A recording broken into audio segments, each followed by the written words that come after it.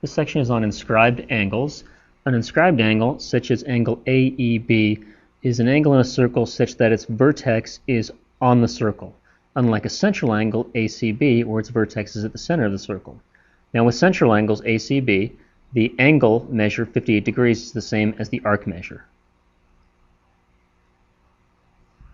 Now it's different though for inscribed angles. As you can see though, the arc measure and the central angle measure are the same. Inscribed angles are half. Now there's some round off error here. It should be 25.5, but the idea is that an inscribed angle is always half of the arc it intercepts.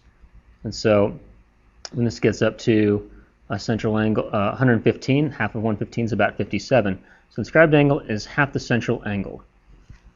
Now because of that, if we have two inscribed angles to the same arc, they will be the same measure. So both angle ADB and angle AEB intercept the green arc.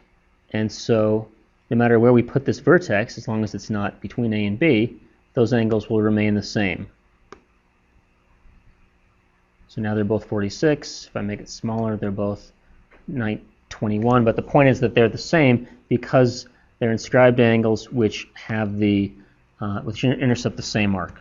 So to look at that another way, we have this drawing where we have central angle ADC, inscribed angle AEC, and you can see that the measure of angle ADC is equal to the measure of arc ABC. No matter how I move these things around, those two numbers will stay the same.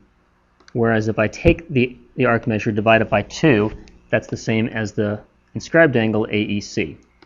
So no matter how I move this point around, it's always going to be half of that angle. Now, the angle out here between the secant and the tangent, CEG, that is a vertex on the circle as well. That can be thought of as an inscribed angle. And so that's half of this arc that we have out here. So you can see that angle CEG is half of arc CFE. So no matter how I move these around, they'll always be the same.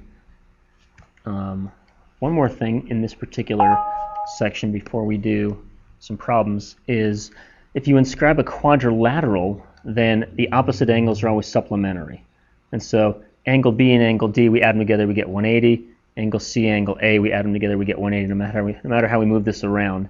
So opposite angles in an inscribed quadrilateral are always supplementary. Okay, some sample problems. All right, this is an inscribed angle. It intercepts a 110 degree arc, and therefore it is 55 degrees. It's half of 110. Okay, this time we have a 170 degree arc, and therefore half of 170 is 85. This is a 90 degree arc up here. Half of 90 is going to be 45.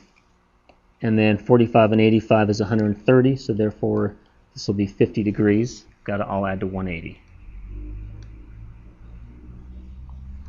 Okay, now we're looking at it the opposite way. If this is 35 degrees, then to go from the inscribed angle to the arc, we've got to double it. Instead of cutting it in half, we double it then. And because this is a diameter, we know that this is 180, and so half of 180 is 90, which makes sense, again, because we know that a tangent and a radius are perpendicular at the point of tangency.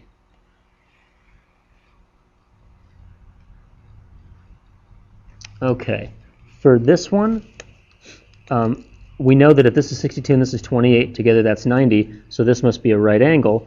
And so now this is an inscribed angle, and so to go from the inscribed angle to the arc, you have to double it, and so this is equal to 180, which makes this a semicircle. So now we see that this is actually a diameter, which does show us that if you ever do an inscribed angle on a diameter, you're going to get a right triangle. So if this is 220, we subtract from 360 to get 140 degrees for this arc, and therefore x is equal to 70. And then a couple more involved problems here. Okay, to get the measure of arc AE. Arc AE is this arc over here. Well, this is 10 degrees, and otherwise it would be a full diameter. So that means this is 170 because it's half a circle, 180 minus 10. So that's AE. Now as far as angle C intercepts that arc. And so angle C will be half of 170, so that's 85 degrees.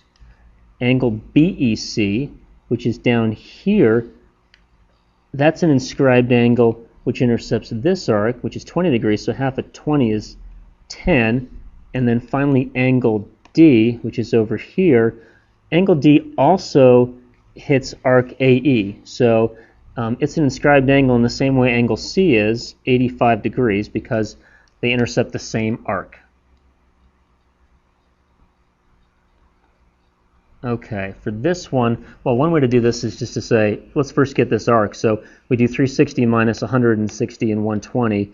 So let's see, 240, 140, and 80. So this will be 80 degrees up here.